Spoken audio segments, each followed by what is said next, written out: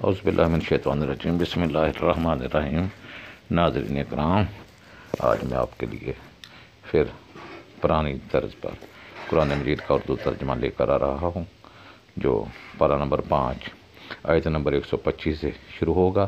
اس سے پہلا جو قرآن مجید کا اردو ترجمہ ہے وہ میری اس چینل میں موجود ہے، پلیز اس کو بھی دیکھیں۔ تو آئیے ہم شروع کرتے ہیں۔ آیت نمبر 125 سے لے کر پارہ نمبر 5 کے اختتام تک آج میں آپ کو سناؤں گا۔ تو اس سے پہلے میری آپ سے گزارش ہے کہ جنہوں نے ابھی تک میرے چینل کو سبسکرائب نہیں کیا، اس کو فوری سبسکرائب کریں اور اس کو صدقہ جاریہ سمجھ کر آگے شیئر بھی کیا کریں، شروع سے آخر تک ضرور سنا کریں۔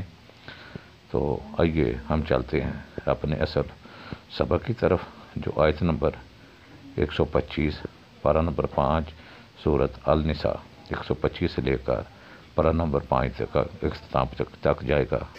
تو آئیے ہم سب سنتے ہیں اور پڑھتے ہیں۔ اور دین اختیار کرنے کے اعتبار سے اس شخص سے بہتر کون ہو سکتا ہے جس نے اپنا روئے نیاز اللہ کے لیے جھکا دیا، اور وہ صاحب احسان بھی ہوا، اور وہ دین ابراہیم علیہ السلام کی پیروی کرتا رہا، اور اللہ کے لیے یکسو اور راست رو تھے، اور اللہ نے ابراہیم علیہ السلام کو اپنا مخلص دوست بنا لیا تھا، سو وہ شخص بھی حضرت ابراہیم علیہ السلام کی نسبت سے اللہ کا دوست ہو گیا۔ اور سب اللہ ہی کا ہے، جو کچھ آسمانوں میں اور جو کچھ زمین میں ہے، اور اللہ ہر چیز کا احاطہ فرمائے ہوئے ہے۔ اور اے پیغمبر، لوگ آپ سے یتیم عورتوں کے بارے میں فتویٰ پوچھتے ہیں، آپ فرما دیں کہ اللہ تمہیں ان کے بارے میں حکم دیتا ہے، اور جو حکم تم کو پہلے سے کتاب مجید میں سنایا جا رہا ہے وہ بھی ان یتیم عورتوں کے ہی بارے میں ہے، جنہیں تم وہ حقوق نہیں دیتے جو ان کے لیے مقرر کیے گئے ہیں، اور چاہتے ہو کہ ان کا مال قبضے میں لینے کی خاطر ان کے ساتھ خود نکاح کر لو۔ اور نیز بے بس بچوں کے بارے میں بھی حکم ہے کہ یتیموں کے معاملے میں انصاف پر قائم رہا کرو، اور تم جو بلائی بھی کرو گے تو بے شک اللہ اسے خوب جاننے والا ہے۔ اور اگر کوئی عورت اپنے شوہر کی جانب سے زیادتی یا بے رغبتی کا خوف رکھتی ہو تو دونوں میاں بیوی پر کوئی حرج نہیں کہ وہ آپس میں کسی مناسب بات پر صلح کر لیں، اور صلح حقیقت میں اچھی چیز ہے، اور طبیعتوں میں تھوڑا بہت بخل ضرور رکھ دیا گیا ہے، اور اگر تم احسان کرو اور پرہیزگاری اختیار کرو تو بے شک اللہ ان کاموں سے جو تم کر رہے ہو اچھی طرح خبردار ہے۔ اور تم ہرگز اس بات کی طاقت نہیں رکھتے کہ ایک سے زائد بیویوں کے درمیان پورا عدل کر سکو، اگرچہ تم کتنا بھی چاہو، بس ایک کی طرف پورے میلان طبع کے ساتھ یوں نہ جھک جاؤ کہ دوسری کو درمیان میں لٹکتی ہوئی چیز کی طرح چھوڑ دو۔ اور اگر تم اصلاح کر لو اور حق تلفی و زیادتی سے بچتے رہو تو اللہ بڑا بخشنے والا نہایت مہربان ہے۔ اور اگر دونوں میاں بیوی جدا ہو جائیں تو اللہ ہر ایک کو اپنی کشائش سے ایک دوسرے سے بے نیاز کر دے گا، اور اللہ بڑی وسعت والا، بڑی حکمت والا ہے۔ اور اللہ ہی کا ہے جو کچھ آسمانوں میں اور جو کچھ زمین میں ہے۔ اور بے شک ہم نے ان لوگوں کو بھی جنہیں تم سے پہلے کتاب دی گئی حکم دیا ہے کہ تمہیں بھی کہ اللہ سے ڈرتے رہا کرو، اور اگر تم نافرمانی کرو گے تو بے شک سب کچھ اللہ ہی کا ہے جو آسمانوں میں اور جو زمین میں ہے، اور اللہ بے نیاز ستودہ صفات ہے۔ اور اللہ ہی کا ہے جو آسمانوں میں ہے اور جو کچھ زمین میں ہے، اور اللہ کارساز ہونا کافی ہے۔ اے لوگو، اگر وہ چاہے تو تمہیں نابود کر دے اور تمہاری جگہ دوسروں کو لے آئے، اور اللہ اس پر بڑی قدرت والا ہے۔ اور جو کوئی دنیا کا انعام چاہتا ہے تو اللہ کے پاس دنیا و آخرت دونوں کا انعام ہے، اور اللہ خوب سننے والا، خوب دیکھنے والا ہے۔ اے ایمان والو، تم انصاف پر مضبوطی کے ساتھ قائم رہنے والے محض اللہ کے لیے گواہی دینے والے ہو جاؤ، خواہ گواہی خود تمہارے اپنے یا تمہارے والدین یا تمہارے رشتہ داروں کے ہی خلاف ہو، اگرچہ جس کے خلاف گواہی ہو مالدار ہے یا محتاج، اللہ ان دونوں کا تم سے زیادہ خیر خواہ ہے۔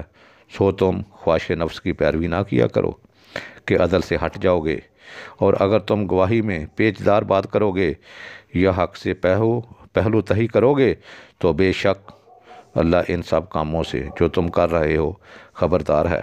اے ایمان والو، تم اللہ پر اور اس کے رسول صلی اللہ علیہ وسلم پر اور اس کتاب پر جو اس نے اپنے رسول صلی اللہ علیہ وسلم پر نازل فرمائی اور اس کتاب پر جو اس نے اس سے پہلے اتاری تھی ایمان لاؤ، اور جو کوئی اللہ کا اور اس کے فرشتوں کا اور اس کی کتابوں کا اور اس کے رسولوں کا اور آخرت کے دن کا انکار کرے تو بے شک وہ دور دراز کی گمراہی میں بھٹک گیا۔ بے شک جو لوگ ایمان لائے پھر کافر ہو گئے اور پھر ایمان لائے پھر کافر ہو گئے، پھر کفر میں وہ اور بڑھ گئے، تو اللہ ہرگز یہ ارادہ فرمانے والا نہیں کہ انہیں بخش دے، اور نہ ہی یہ کہ انہیں سیدھا راستہ دکھائے۔ اے نبی صلی اللہ علیہ وسلم، آپ منافقوں کو یہ خبر سنا دیں کہ ان کے لیے دردناک عذاب ہے۔ یہ ایسے لوگ ہیں جو مسلمانوں کی بجائے جارہ کافروں کو اپنا حلیف سمجھتے ہیں۔ کیا یہ ان کے پاس عزت تلاش کرتے ہیں؟ بس عزت تو ساری اللہ تعالیٰ کے لیے ہے۔ اور بے شک اللہ نے تم پر کتاب میں یہ حکم نازل فرمایا ہے کہ جب تم سنو کہ اللہ کی آیتوں کا انکار کیا جا رہا ہے اور ان کا مذاق اڑایا جا رہا ہے، تم ان لوگوں کے ساتھ مت بیٹھو یہاں تک کہ وہ انکار اور تمسخر کو چھوڑ کر کسی دوسری بات میں مشغول ہو جائیں، ورنہ تم بھی انہی جیسے ہو جاؤ گے۔ بے شک اللہ منافقوں اور کافروں سب کو دوزخ میں جمع کرنے والا ہے۔ وہ منافق جو تمہاری فتح و شکست کی طاق میں رہتے ہیں، پھر اگر تمہیں اللہ کی طرف سے فتح نصیب ہو جائے تو وہ کہتے ہیں کیا ہم تمہارے ساتھ نہ تھے؟ اور اگر کافروں کو ظاہری فتح میں سے کچھ حصہ مل گیا تو ان سے کہتے ہیں کیا ہم تم پر غالب نہیں ہو گئے تھے؟ اور اس کے باوجود کیا ہم نے تمہیں مسلمانوں کے ہاتھوں نقصان سے نہیں بچایا؟ بس اللہ تمہارے درمیان قیامت کے دن فیصلہ فرمائے گا، اور اللہ کافروں کو مسلمانوں پر غلبہ پانے کی ہرگز کوئی راہ نہ دے گا۔ بے شک منافق بعزم خواہش اللہ کو دھوکہ دینا چاہتے ہیں، حالانکہ وہ انہیں اپنے ہی دھوکے کی سزا دینے والا ہے۔ اور جب وہ نماز کے لیے کھڑے ہوتے ہیں تو سستی کے ساتھ محض لوگوں کو دکھانے کے لیے کھڑے ہوتے ہیں اور اللہ کو یاد بھی نہیں کرتے مگر تھوڑا۔ اس کفر اور ایمان کے درمیان تاز بزاب میں ہیں، نہ ان کافروں کی طرف ہیں اور نہ ان مومنوں کی طرف ہیں، اور جسے اللہ گمراہ ٹھہرا دے تو آپ ہرگز اس کے لیے کوئی ہدایت کی راہ نہ پائیں گے۔ اے ایمان والو، مسلمانوں کے سوا جا رہا کافروں کا اپنا حلیف نہ سمجھو۔ کیا تم چاہتے ہو کہ نافرمانوں کی دوستی کے ذریعے اپنے خلاف اللہ کی صریح حجت قائم کر لو؟ بے شک منافق لوگ دوزخ کے سب سے نچلے درجے میں ہوں گے، اور آپ ان کے لیے ہرگز کوئی مددگار نہ پائیں گے مگر وہ لوگ جنہوں نے توبہ کر لی اور سنور گئے، اور انہوں نے اللہ سے مضبوط تعلق جوڑ لیا، اور انہوں نے اپنا دین اللہ کے لیے خالص کر لیا، تو یہ مومنوں کی سنگت میں ہوں گے، اور ان قریب اللہ مومنوں کو عظیم اجر عطا فرمائے گا۔ اللہ تمہیں عذاب دے کر کیا کرے گا اگر تم شکر گزار بن جاؤ اور ایمان لے آؤ، اور اللہ ہر حق کا قدر شناس ہے، ہر عمل کا خوب جاننے والا ہے۔ تو محترم ناظرین کرام، اس سے پارہ نمبر 5 اپنے اختتام کو پہنچا ہے، تو آئندہ انشاءاللہ پارہ نمبر 6 کا ترجمہ آپ تک بہت جلد پہنچ جائے گا۔ اس کے ساتھ ہی اجازت چاہتا ہوں۔ خدا حافظ والآخر دعوانا الحمدللہ رب العالمین۔ السلام علیکم ورحمۃ اللہ وبرکاتہ۔